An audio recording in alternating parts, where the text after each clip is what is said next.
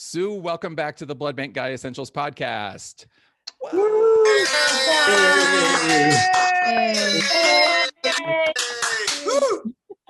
That's awesome. I am so happy right now. Thank you, CBBS visitors. That's just terrific. Sue, welcome. Thank you. You're really here. Oh, that was awesome. That was great. Thank you very much. Was great. Well, Sue, I am delighted to have you back on the podcast, and I'm extra delighted to have all the wonderful attendees at the CBBS Livestream Virtual Transfusion Medicine Conference today with us. So we are recording this live. We're gonna do the best we can to make some sense, which is easy for you, sometimes challenging for me, but we're going to do the best we can. Sue, you doing okay? How's it going? I'm doing great. I'm doing great. So glad. Well, Sue, today we are going to have, hopefully, a great conversation about something that I know is really near and dear to your heart, something that you've been involved in for a long time, and a couple of papers specifically and projects that you played a big role in, along with a very august group of blood bankers. So we're going to do, everyone, I just want you to be aware, I had a conversation 4 or 5 years ago with Connie Westhoff on this podcast. You can find that conversation at bbguy.org/005. And it was about the recommendations, Sue, that you and the other folks in the working group came up with. It was published in Transfusion 2015. Jerry Sandler was the lead author. And the name of it was, "It's Time to Phase in RHD Genotyping for Patients with a Serologic Weak D Phenotype." A really groundbreaking piece of information and a groundbreaking set of recommendations. So, Sue, first, can you tell us just a little bit how you got involved in this project? Sure. Yeah, I was. When you look at everybody that was involved, I was like, wow. It was very humbling. So I got involved, one from being the immunohematologist in the group, like the hands-on, the tube shaker, looking for the reactions, right? And also I was there as the AABB representative on this working group, because it was a working group that came together from CAP and AABB, along with experts, the scientific experts, and the Armed Forces, and ACOG, American College of Obstetrics and Gynecology. So it was a really diverse group. And there were some very important recommendations that were made. Again, everybody, you can refer to the article in the previous podcast. But before we get to those, because I want to review those, Sue, before we go to what you guys are saying now. But let's talk a little bit about D variants in general. Let's kind of step back a little bit and set the stage, because that article title obviously talked about serologic weak D. Obviously, that's not the only D variant out there. So let's step back and talk first about just D inheritance in general. So how are D antigens inherited? How does the RHD genetics work? Okay, so it's pretty complex, but from the perspective of just the basics. So on chromosome 1 is the gene for RHD. And RHD is 10 exons of coding information, and it is actually the genetic material actually faces the RHCE gene, and perfect. And we have these 10 exons, and at the really simple level, if we inherit the RHD gene, then what happens is that actually codes for the expression of the RHD protein.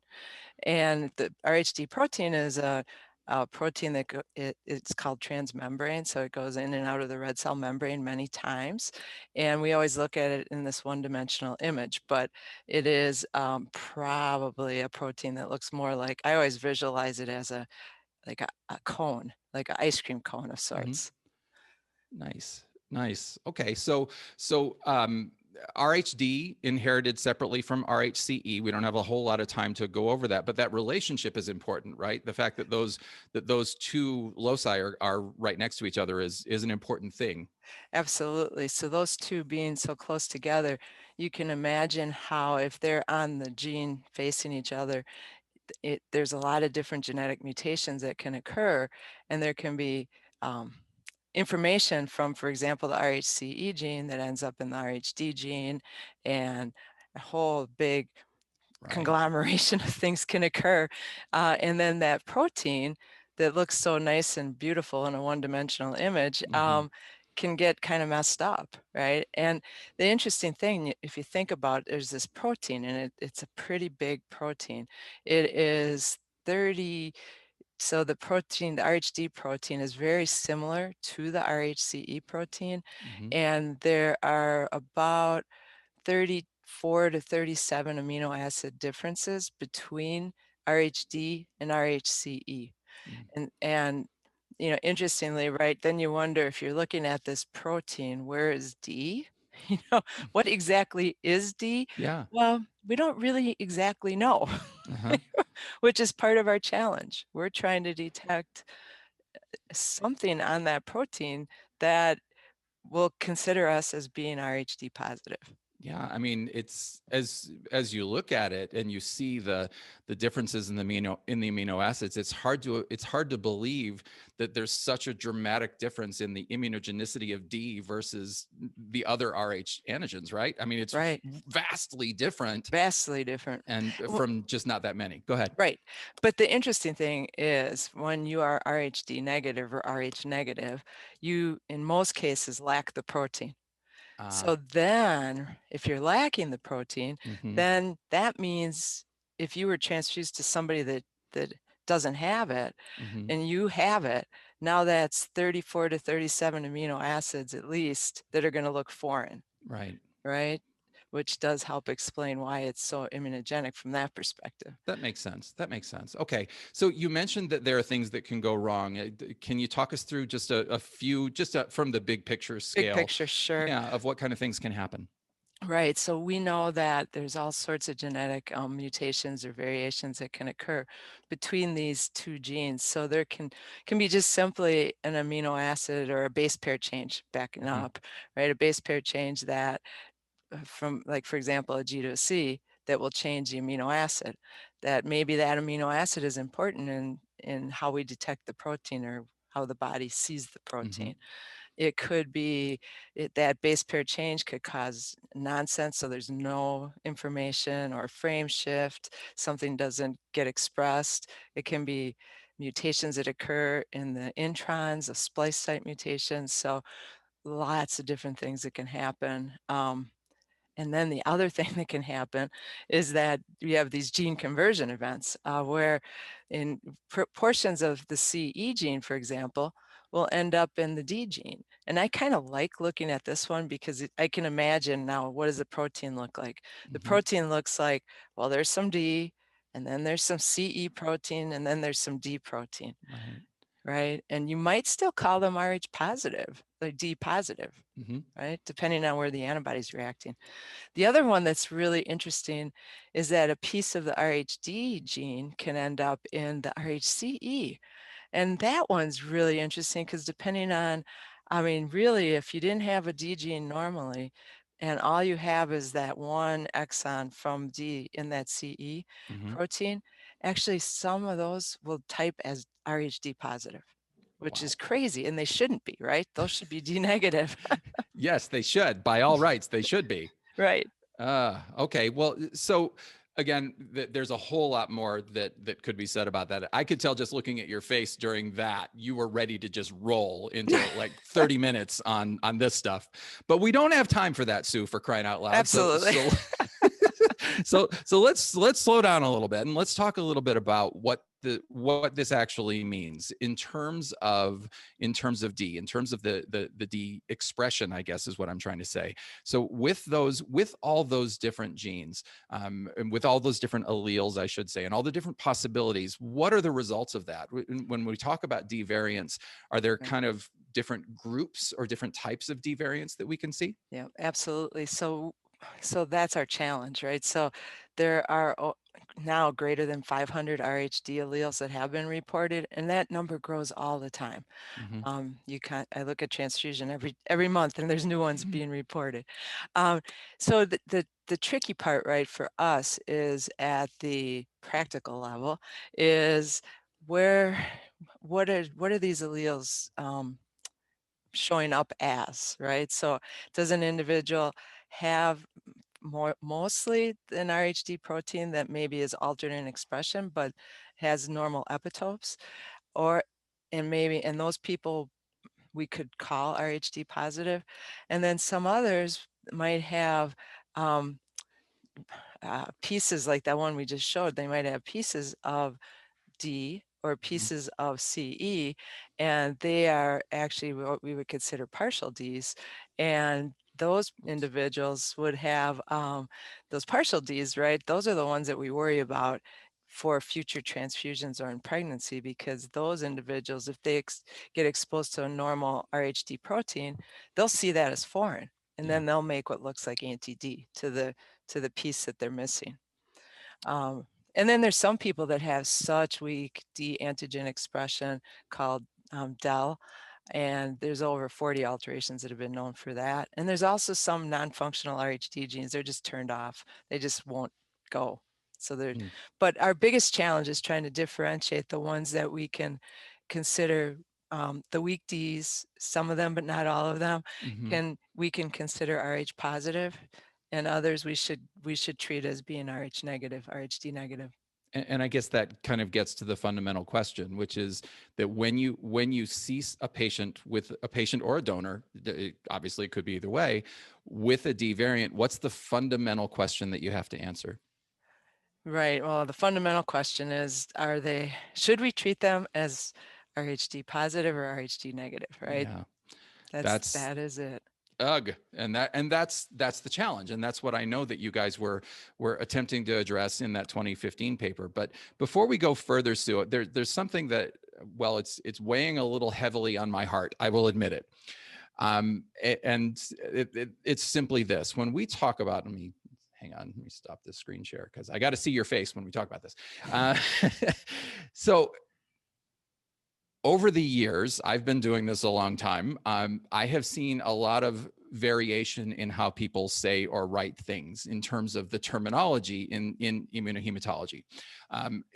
The RH system is no exception to that. Just for example, you and I were talking a little while ago, and I was telling you that I was about to write something. I was about to write D positive, and in my head, I was going, well, wait, is it RHD positive or is it just D positive? Ugh, I don't know which way to go with this. So I want to give you just a second. I'm wondering, it would be so nice, Sue, it would be so wonderful, so amazing if there were a place where, I don't know, say a very interested blood bank person could go to find, how do we do this? What's proper terminology, not just in the RH system, but in all of immunohematology? Is there such a place, Sue? There absolutely is. Yes. Yay. I had the great honor to actually be an associate editor for the 20th edition of the technical manual. And one of the things that we worked really hard to do was to standardize our terminology. And and the terminology, I mean, we had emails and phone calls and all sorts of things around how we should refer to things. In the RH system, for example, right, if we're talking about the protein, it's the big R, little h, big D, or capital D, RHD protein. If we're talking about the gene, it's all caps, R, big H, big D. If we are talking about an antigen, it can be a big D. We still use little d as a designation of no D antigen, but not general in writing. And if you're talking about it in terms of somebody doesn't really know, you really should include that big R, little HD, like RHD, so that that out of context, if you just talk about D, most people, unless you're with blood bankers, won't know what that is. Right. Okay. So what you're telling me is not just for the RH system, but if I want to know, for example, if I'm going to write the kid A antigen, if I'm going to write JKA, and oops, I don't have a superscript. Do I put a little up caret? Do I do a parenthesis? How do I write it? I could find that in the technical manual. Absolutely. Absolutely. And in fact, Wonderful. we worked hard at that as well. And the titles of the other blood group systems are, and specifically we used ISBT terminology, the abbreviation, to also get people away from saying, oh, it's an anti-Duffy A. Right. Like, it's not Duffy, right? It's the FY blood group system, and the antigen is FYA. Now you got me going. See, I know it's a big soapbox for you. I know, and that's okay. That's okay. Well, thank you for that, everyone. Please keep that in mind, because if you write something or say something wrong, Sue will find you. No matter where you are, she will find. No, I'm kidding. She's a nice person. She wouldn't do that.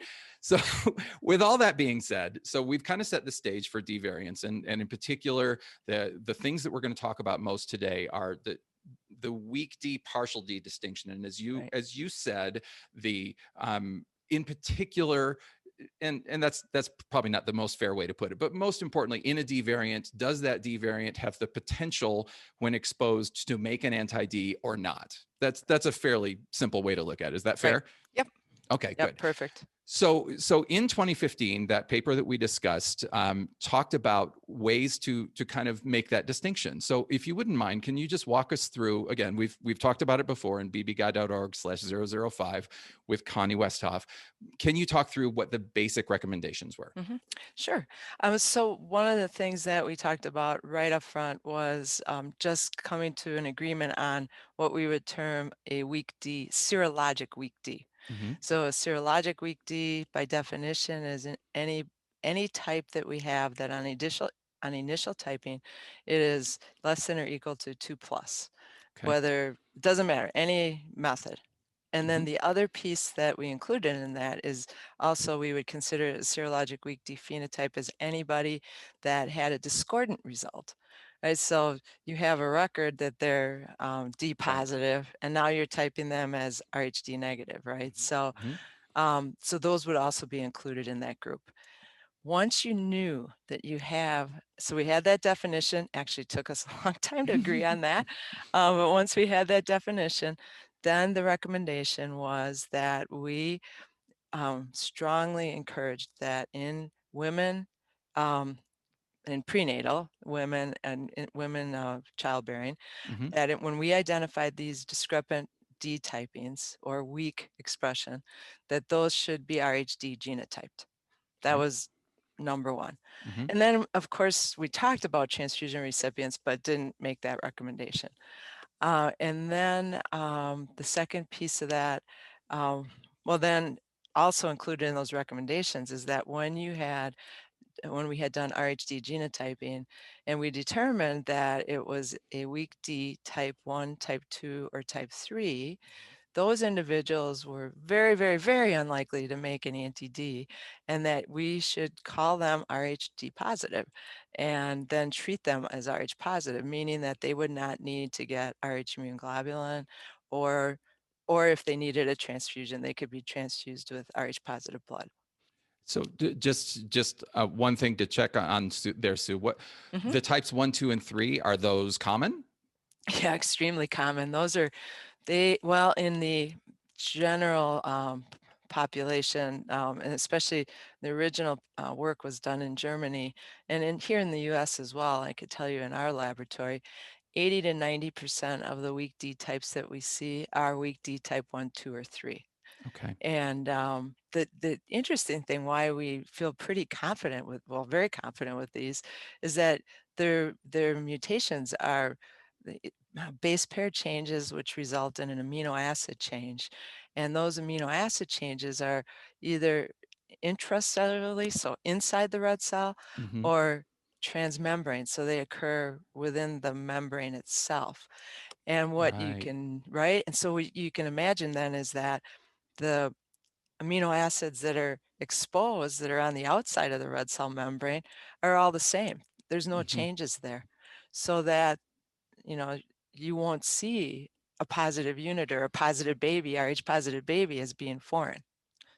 Gotcha. That's so important. So for those of you that are with us on the CBBS webinar, you can see the slide that I have up right now. If you're listening to this on the regular podcast, you might want to check the website for this, because this is a really important image, Sue. And talk us through.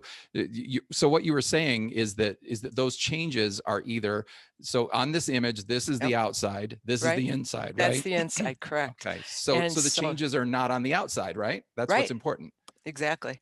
So you can see the type 1 and 2 are very common, and those two are smack in the middle, right? Mhm. Probably. I mean, I'm sure there's a little fluctuation in a red cell membrane, Right. but they look like they're in the red cell membrane itself, in that bilipid layer of the lipids that come together in the red cell membrane. And then the third one, the type 3, is actually internal, right in the beginning of the protein. Mhm. And it causes, interestingly, these all it causes weakened expression Mhm. of the antigen. So in most cases, these will type serologically, immediate spin, just mixing anti-D with the red cells. Almost always they'll be negative. Mm. And it takes that weak D test, that antiglobulin test, to Right. detect the antigen. So it does impact expression, Mhm. but everything on the outside is the same, right? It doesn't change. Gotcha. And that makes total sense for why these you wouldn't think that if someone saw this, I'm sorry, let me back up. It makes total sense for why they wouldn't see a normal form of D as being foreign. It just looks similar to what they have, right? Right, right. Okay. Exactly. That's cool. All right. So that's really important. So types 1, 2, and 3 are 80 to 90% of the weak D types, as you said. And so again, functionally, just so I'm clear, the position that was taken on those is that when you have a serologic weak D and identified as type 1, 2, or 3 on the molecular test, that you should consider those as D positive in pregnancy and transfusion settings. Is that accurate? Yeah. Yes. Okay. Yes. And did you guys make any calculations for how much, what the benefit of that might be? Yeah, yeah, absolutely. The calculations, I believe now, were that we would save about 14,000 doses of RH immune globulin in the US, that wouldn't need to be given Mm-hmm. a year, which would be significant, right? And I mean, across the world, I know there's a shortage at times of Sure. RH immune globulin. So just even thinking about that, it would open up more for Mm-hmm. people. And RHIG is, it's a pharmaceutical product. I mean, Absolutely. we haven't had any issues, knock on wood, but still, if you don't have to get it. Those that say it's no big deal are the people that haven't gotten it, I think. Right. Right. Right. Yeah. I don't imagine it's a real fun thing, especially when you get to those multi injections, right? Yeah. More than just Yeah. one. Oh yeah, Of course, definitely.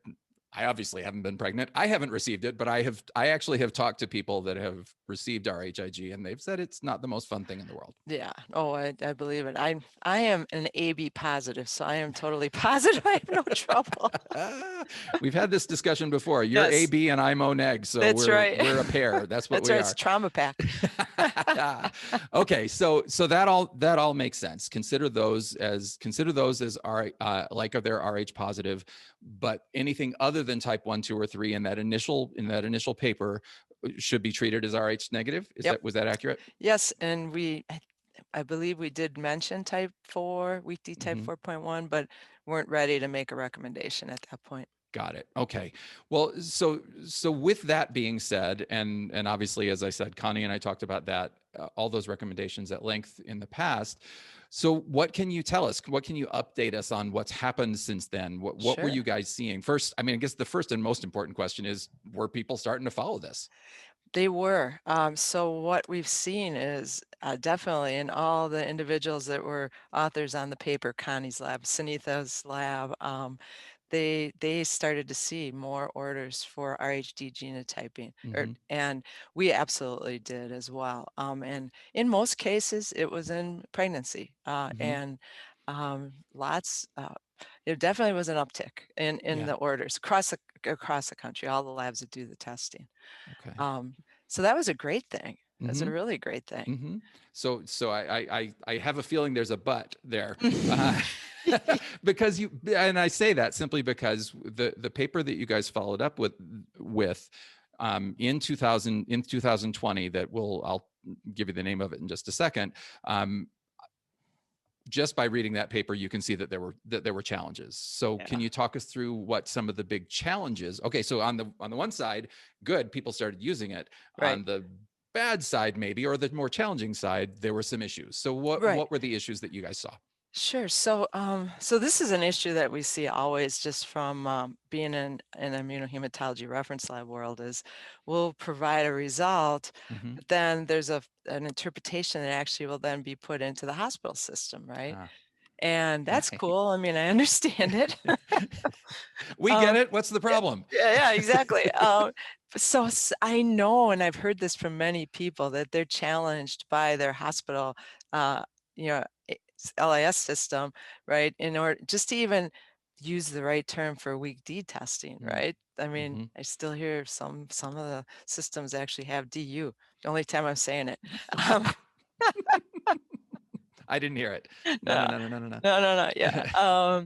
So I know that that's a challenge. And then also the other challenge was, the reports, right? So even if you're trying to be very clear and to call this Rh positive and interpret this result, if it's a weak D type 1, 2, or 3 as Rh positive, then from that setting, right, I think what was happening was that that we lost the translation, and it's that call these people Rh positive.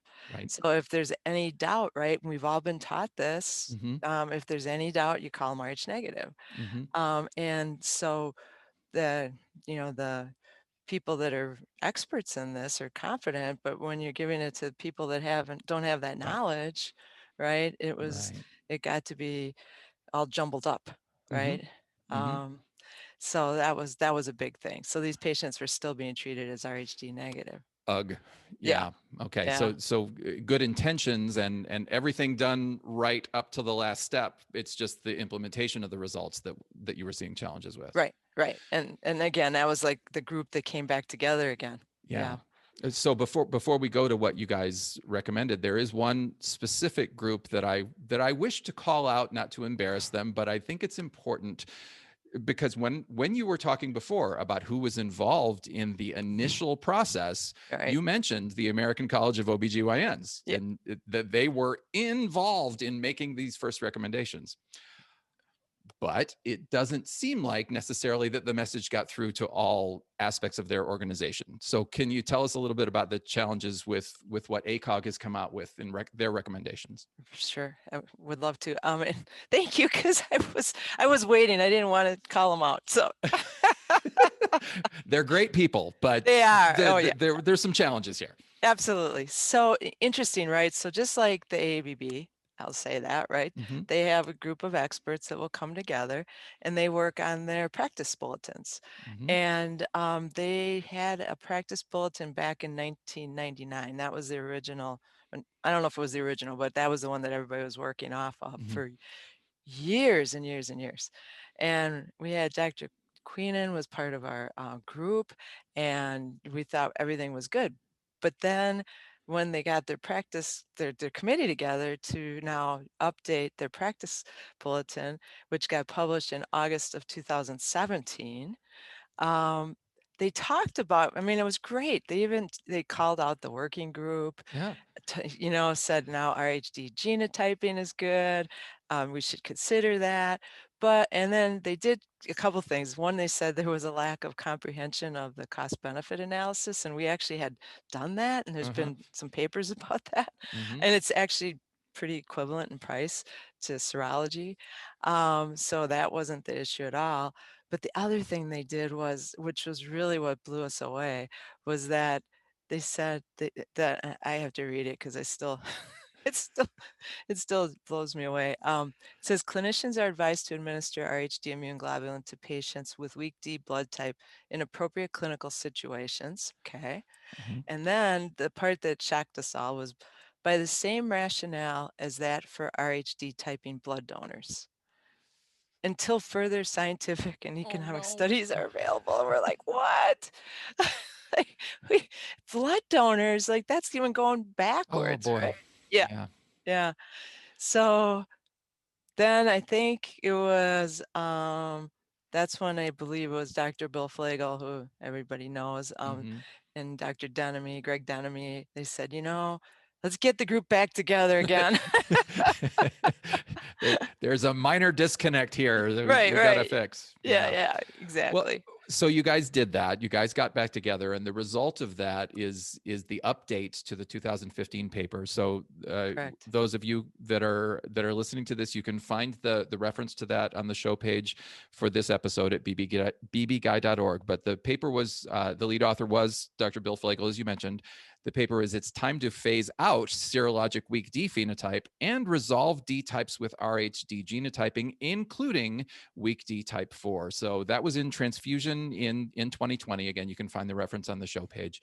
So I already know you've already said what you set out to do with that. So why don't you just talk through, if you would, your main Sure. recommendations in that paper? Sure. So getting everybody back together again. So this was now, just to clarify, we weren't working as the working group coming together, CAP and ABB. This was Okay. just the gang, the authors of the Got it.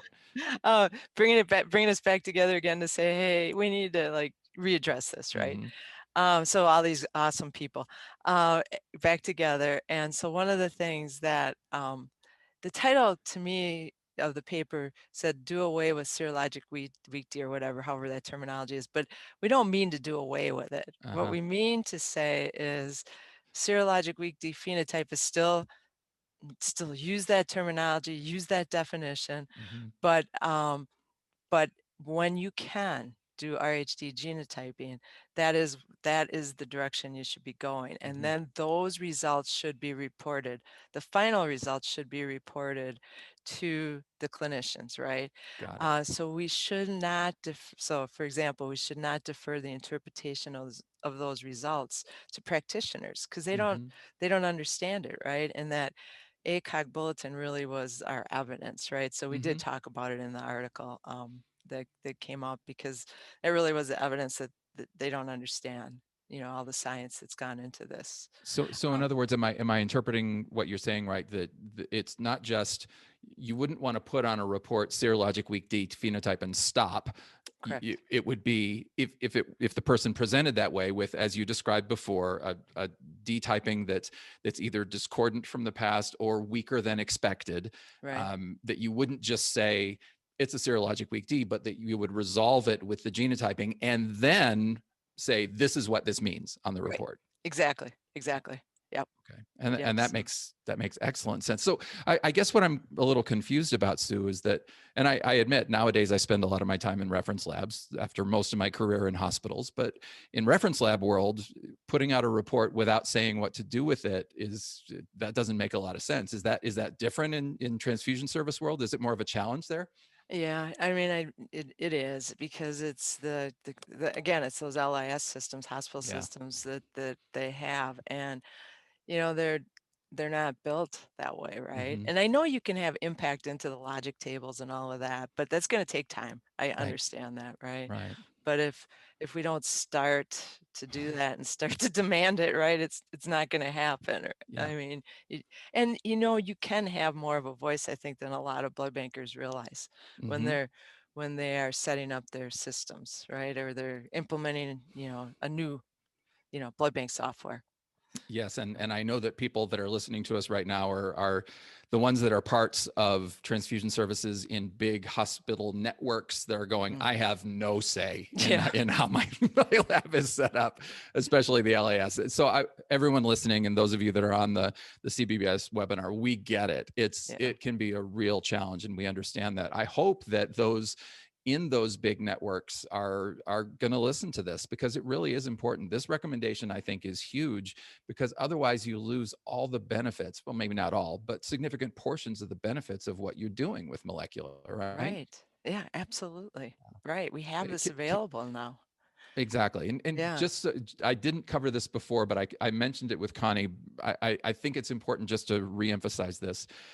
Um, I know you can't give a particular number to this, but cost wise, is doing RHD genotype over the roof expensive? No, no, not at all. Yeah. In fact, when there was the one cost analysis done comparing it to the workup you would do to evaluate if you're going to give Rh immune globulin or not, Mhm.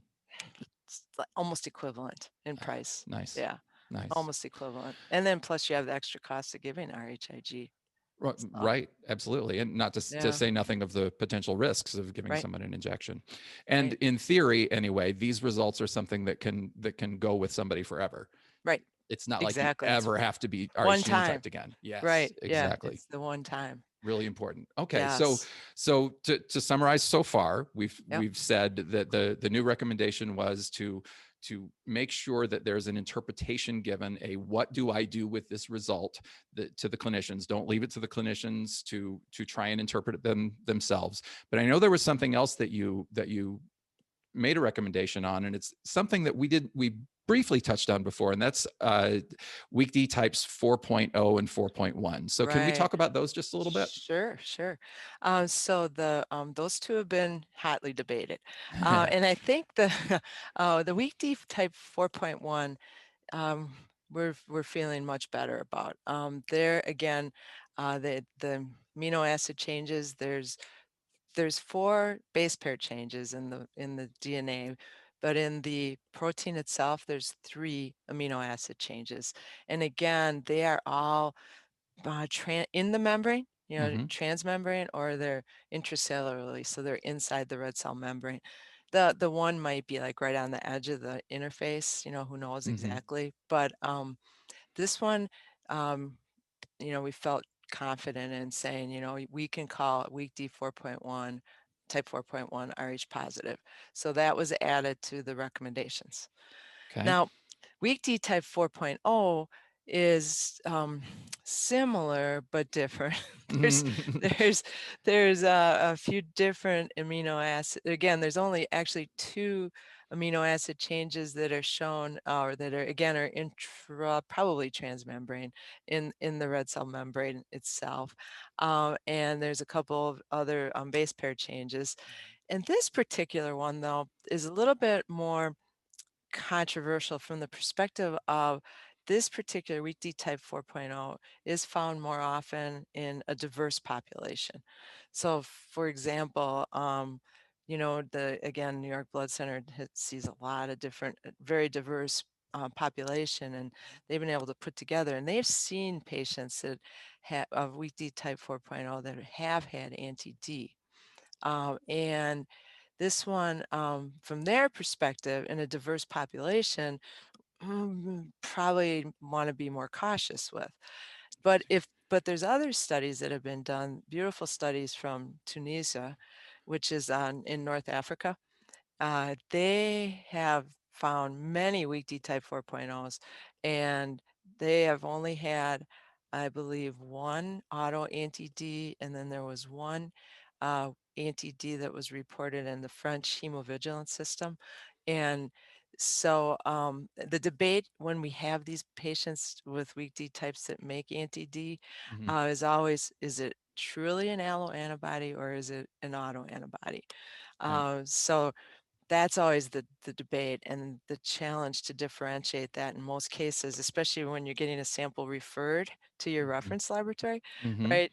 You don't get a lot, and you might get enough. Well, you can do your genotyping, but the serology is putsy and complicated to do the absorptions to prove whether it's auto or allo. Um, but in the the North Africa French population, I know weak D type 4.0, they're very confident to call them Rh positive. Okay. In those individuals that are in more ethnically diverse population, Hmm. there's more hesitation. I see. Um, so we recommended weak D type 4.0. You could call Rh positive, but in an abundance of caution, especially in pregnancy, you may want to consider them as being Rh negative at this point. So Okay. Interesting. Okay. Yeah. So there's that one obviously comes with a little bit of a, shall we say, a little bit of an asterisk, I guess. And Yep. that's kind of what you were showing on your slide. It was. And Interesting. the other interesting thing, right? I just have to mention this because it's super cool. Please. We were talking about before, there was just like early view transfusion is this amazing article on 3D modeling of the Rh protein. Mhm. And Nerd alert, everyone. nerd alert, alert. it's super cool by Flock et al. And it is, I've got the paper like right here. Of course you do. Anyway, they talk about interactions of this protein, and you know, you see a one-dimensional picture of it, right? It looks like this curvy thing, right? In the red cell membrane, but you know, it's more of a channel. Uh-huh. What's going on inside the red cell membrane, right? That's causing this protein expression to be altered, right? Right. And so they actually, with modeling, computer modeling, said actually for 4.0 that there could be like 14 or 15 different interactions with the membrane. And Wow. so, yeah, so that, but whereas a weak D type 2 and 3 have one. So it's like, oh, there's more going on, right? and everyone is sitting there going, I don't know what Sue just said, but man, she really means it. Yeah, I do. It's That's fantastic. No, I'm teasing you. You know that. It is fascinating, and I think the point, of course, is that we have to understand, we show these as two-dimensional things on paper, but they are not. That's a really there's so much complexity to it that we are still trying to figure out and still trying to understand. So right. so I'll give you your nerd moment. Thank you. Sue. Thank you. Okay, no problem. Okay, so you've said that we should, the new recommendations include not sending out results without interpretations, Right. whenever possible. That the paper said to change 4.0 and 4.1 from weak to partial D. To weak D from partial D. So treat them as D positive, with the caveat that there's some concern about 4.0. Correct. Was there anything else? So did Yeah. you talk any more about other stuff that you had said previously, or what Yeah, else? we did. Well, so we did also mention that it would not be a bad idea. Now, no recommendations, Mm-hmm. but it wouldn't be a bad idea to identify those serologic weak D phenotypes, right? So Mm-hmm. maybe consider using two different serologic methods or two different anti-D reagents. Mm. We know at least one of the manufacturers automatically runs two anti-D on their automation. Mm-hmm. I know our friends in Europe have done that for a long time. You know, and at least that's a way to identify. Not a requirement, but would I be see. something to think about, right? Okay. Um, Well, I admit I'm a little puzzled by that, because I think you've talked about before, and I can't even remember, we may even have a slide about it. I thought that that there was a big challenge to identify yeah. weak Ds serologically. Yeah, there is. And so that's the other thing, I guess, but we wanted to mention it also just to get people's awareness there, right? So there are Gotcha. actually 20 different anti-D reagents now that are available. I mean, some have similar clones, but Mm-hmm. depending on what manufacturer, they have different diluents, you know, secret ingredients, right, in the reagent that will make it, you know, give you, in most cases, a nice, strong, positive Mm-hmm. result. Uh, so, and the other thing that the manufacturers have is the challenges up until now, the FDA, well, I shouldn't even say up until now, but the FDA hasn't really required them to define how Mm-hmm. the anti-D reagent should react with these different weak D and partial D types. They will give you a little information in the package insert, but it varies Mm-hmm. greatly. Mm-hmm. And in large part, it's because the manufacturers haven't had a library of molecularly characterized weak D, partial D types. Yep. So I think that will be coming as well, so that Okay. eventually we'll be able to do a better job, right, Nice. at detecting these. Okay. Well, so I think we've summarized the new recommendations, and I hope that everyone listening has a really clear picture. Everyone, you should get a hold of this paper. Again, you can find it on the BBGuy site. Just as a reminder, it's in Transfusion 2020, and again, lots of great information in there, but we have just a couple minutes before we finish. So I want to just take a second and ask you a couple of the questions that have come through the chat Sure. function. Yay.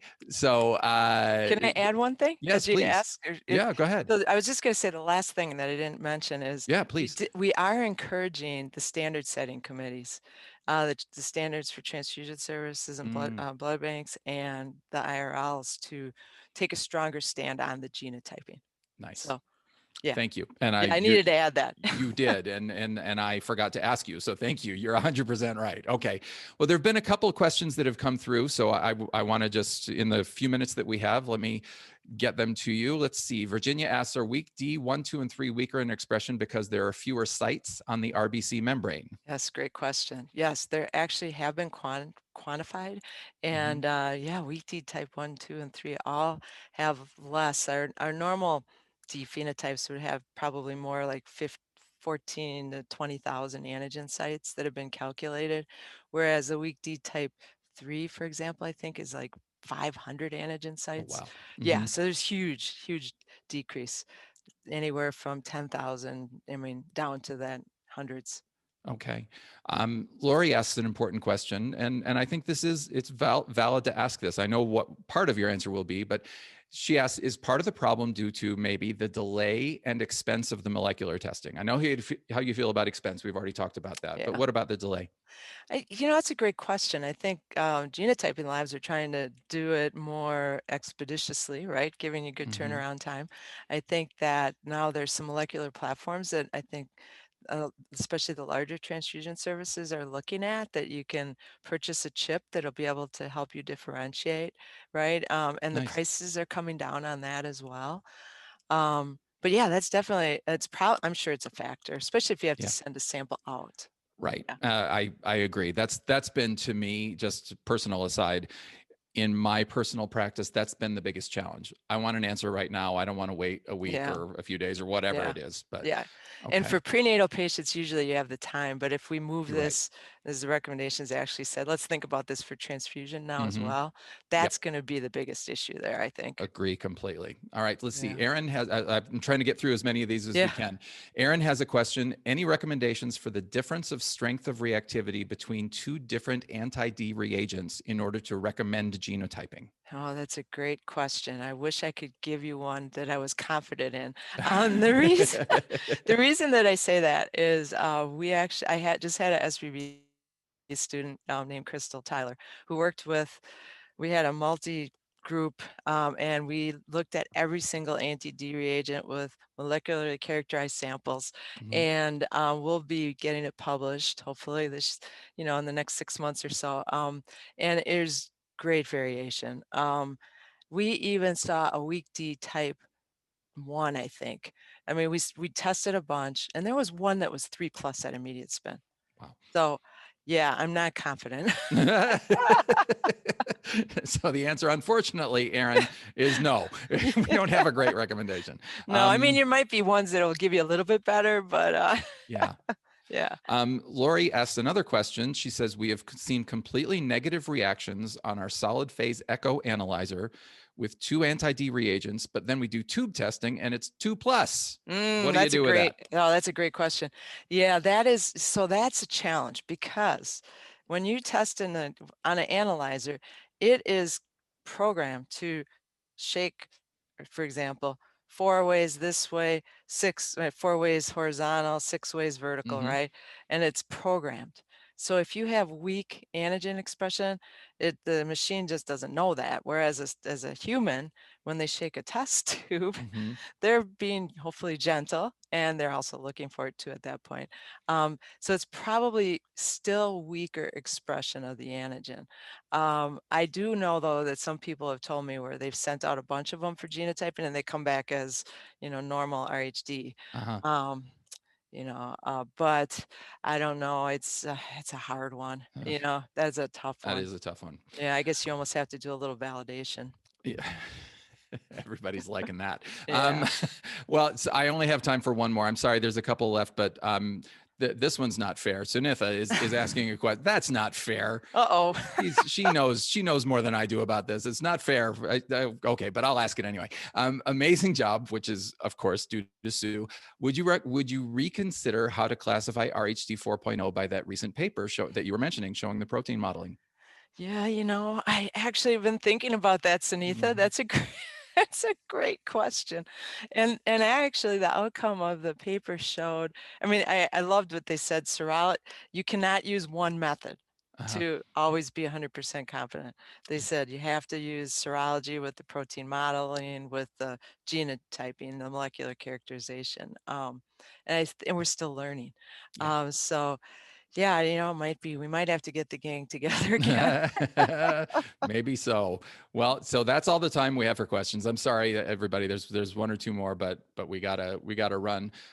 Sue, anything before we go? You want to? Yeah, and I just wanted to acknowledge the gang. Of course, we mentioned Dr. Flagel, Greg Denemy, Dr. Queenan, Margaret Keller, Connie Westhoff, Dr. Sandler's amazing, and Dr. Katz, Megan Delaney, Ralph Fasalo, Clayton Simon, and I already mentioned Crystal. So yeah, I just had to say thank you to all of them. They're all part of this. Well, this has been a blast. I want to thank all the attendees at the CBBS Livestream Virtual Transfusion Medicine Conference for joining us, and for everyone listening, thank you so much. And Sue, for you, my friend, thank you very much for being here. Thank you very much. This has been great.